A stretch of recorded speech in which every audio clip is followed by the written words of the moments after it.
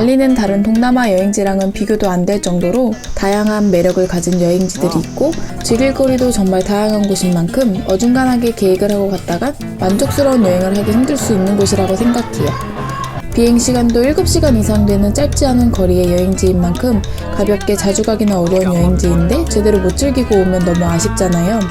그래서 저희도 이번에 발리 여행 계획 짤 때는 정말 많이 알아보고 그만큼 준비를 많이 해서 다녀왔고 꽤나 만족스러운 여행을 다녀왔어요. 그래서 저희가 발리 여행 준비하면서 궁금했던 것들과 다녀와서 좋았거나 미리 알았으면 좋았겠다고 생각한 아쉬웠던 점들까지 발리 여행가는 진짜 친한 친구에게 알려준다는 마음으로 최대한 정성스럽게 알려드릴게요.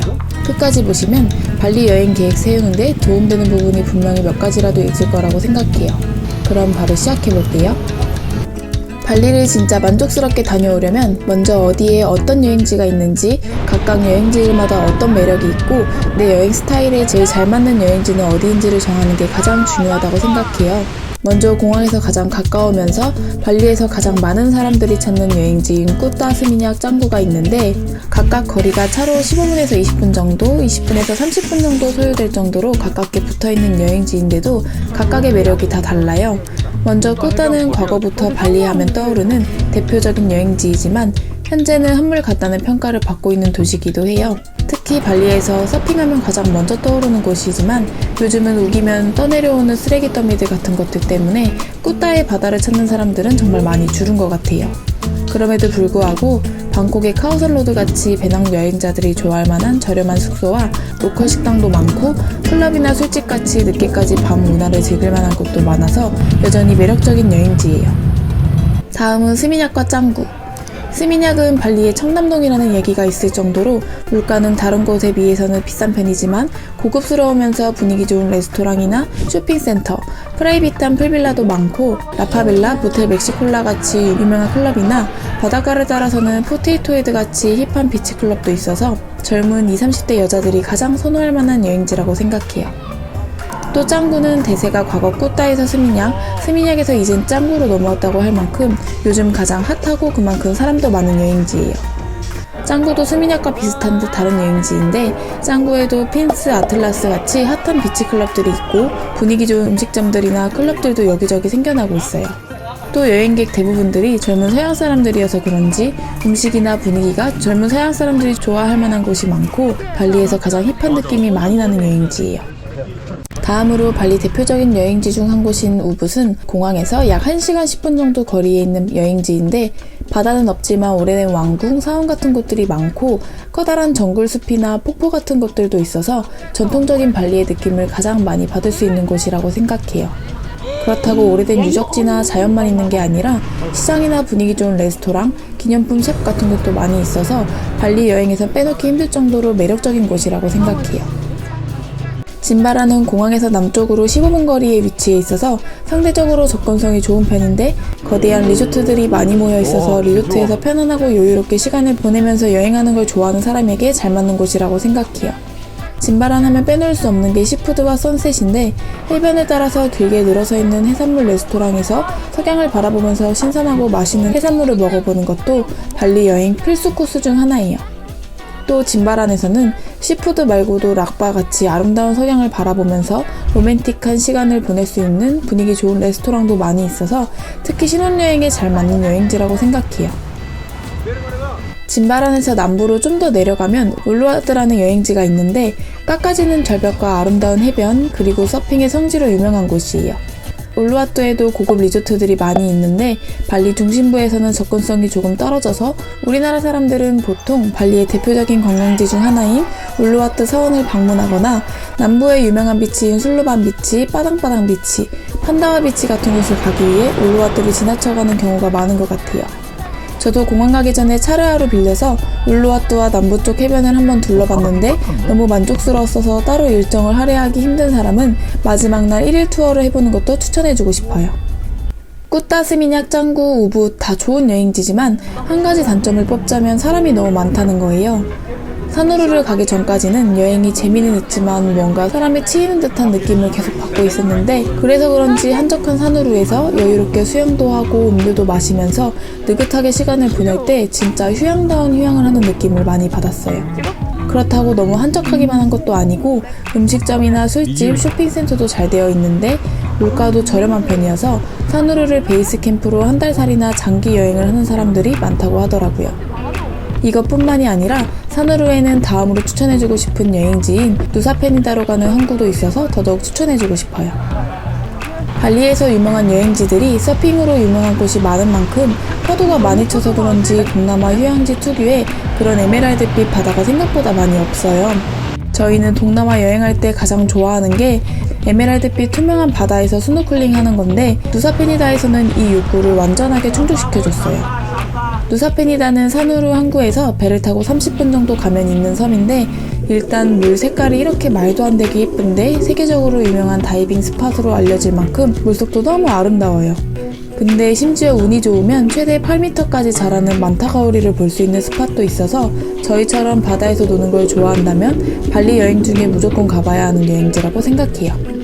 이 밖에도 고급 리조트들이 위치한 발리 남동쪽 도시 누사두아나 해양 액티비티로 유명한 딴종 문호와 동부의 한적한 어촌 마을인 짠디다사와 아멧, 북쪽에는 돌고래 투어와 사슴으로 유명한 로비나와 맨장안, 윤식당에 나오면서 유명해진 길리섬 등이 있는데 이동하는 데만 몇 시간씩 걸릴 정도로 접근성이 좋지 않거나 발리를 여러 번 와본 여행자들이 주로 가는 곳이 많으니까 한 번쯤 찾아보고 정말 내 취향에 맞는 곳이 있다면 가는 게 좋을 것 같아요.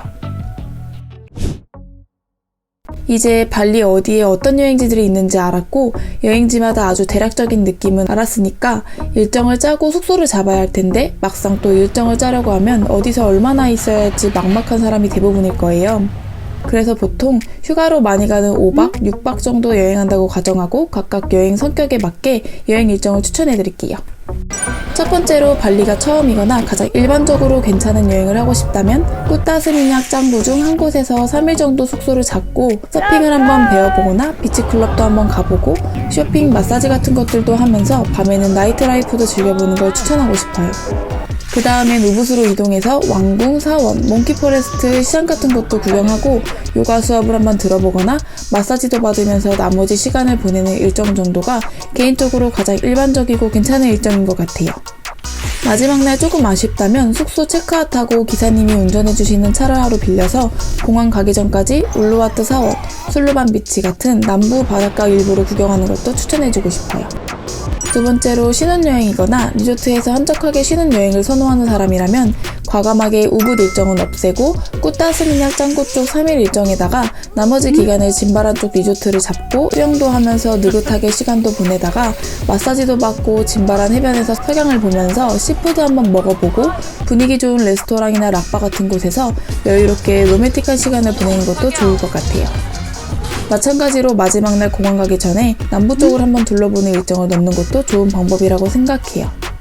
세 번째로 저희처럼 에메랄드빛 아름다운 바다를 사랑하고 그런 바다에서 스노클링하는 걸 좋아하는 사람이라면 취향에 따라 꾸따스미냑 짱구 쪽이나 우붓 쪽에서 3, 4일 정도 일정을 보내고 나머지 일정은 사누루나 누사페니다를 묶어서 사누루에서 여유로운 시간과 사누루에서 배 타고 들어갈 수 있는 누사페니다에서 만타가우리 스노클링 투어 같은 액티비티를 해보는 걸 추천할게요.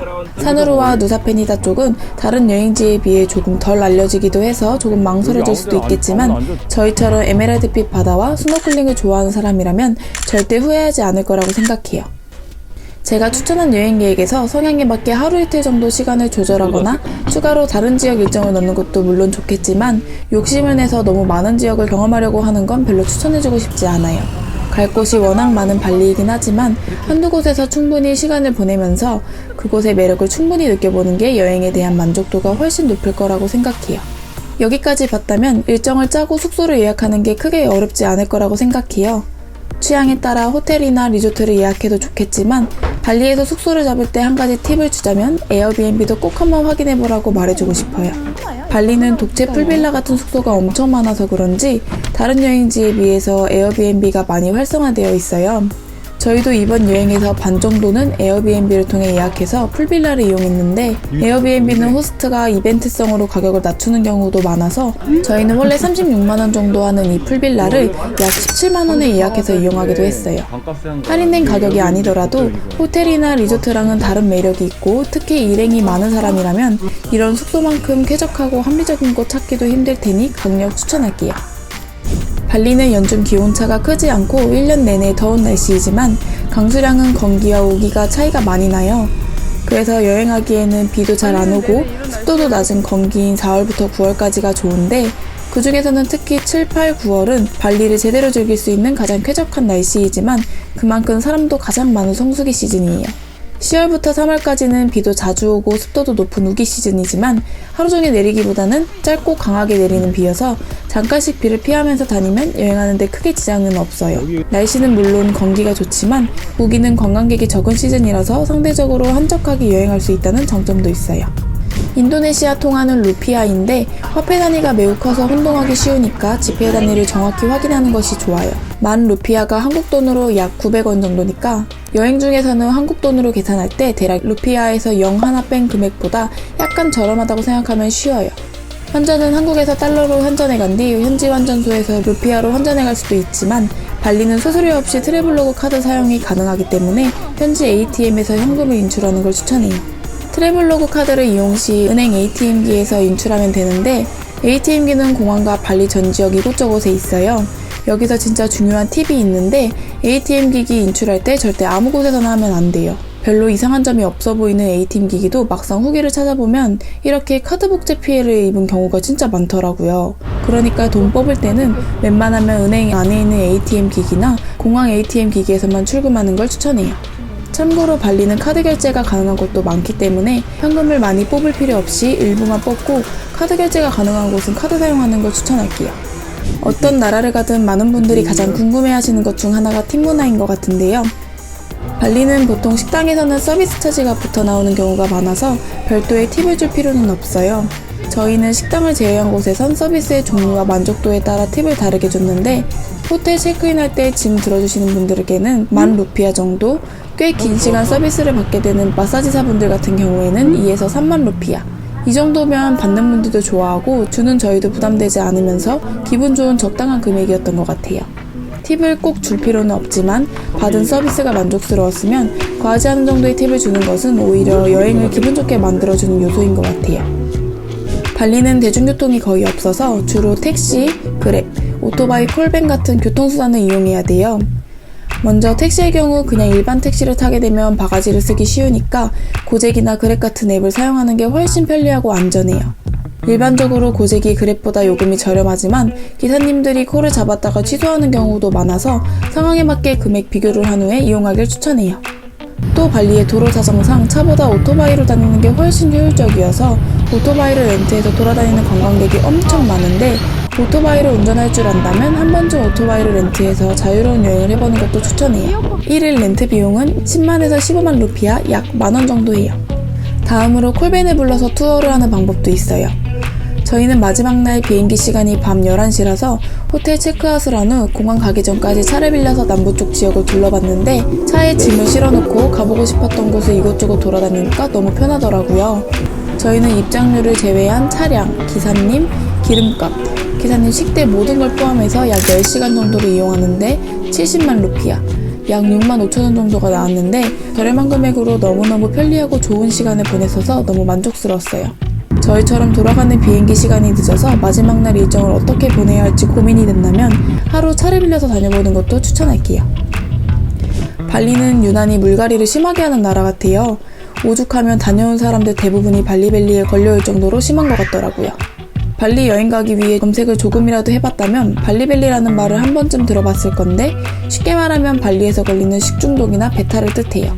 보통 여행자들이 현지 음식이나 물을 잘못 먹고 생기는 경우가 많은데 단순히 길거리 음식, 물 이런 것만 조심하면 되는 게 아니라 카페나 술집에서 먹게 되는 얼음들 그리고 수영장 물로도 감염될 수 있기 때문에 웬만하면 위생이 안 좋은 식당이나 길거리 음식은 피하는 게 좋고 숙소에 정수기가 있어도 생수를 사 먹는 게 좋아요.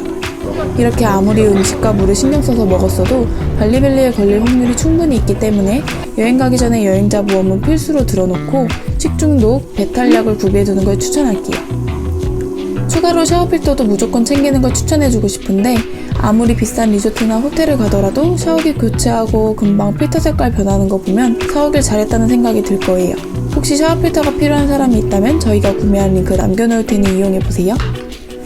워낙 할 것도 볼 것도 많은 발리라서 신나게 얘기하다 보니 영상이 너무 길어져 버린 것 같아요. 발리 맛집이나 추천하고 싶은 기념품에 대한 내용은 따로 영상을 만들어서 올릴게요. 긴 영상 끝까지 봐줘서 감사하고요. 혹시라도 궁금한 게 있다면 댓글 남겨주시면 아는 선에서 열심히 답변해 드릴게요. 여러분의 발리 여행에 조금이라도 도움이 됐다면 정말 뿌듯할 것 같아요. 즐거운 여행 되길 바라고요. 재밌게 봤다면 구독과 좋아요도 부탁드릴게요. 시청해주셔서 감사합니다.